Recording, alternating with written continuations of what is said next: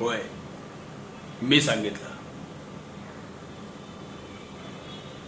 या गावात विजयसिंहाचा शब्द म्हणजे पूर्णविराम.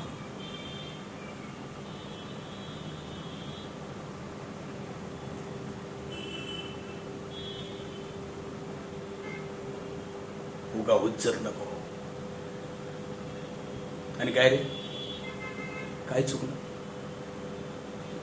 काय चुकलं?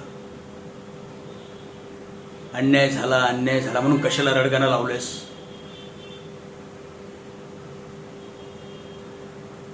जीर्णोद्धाराचं नाव हवं, मानकरी म्हणून तुझं नाव हवं.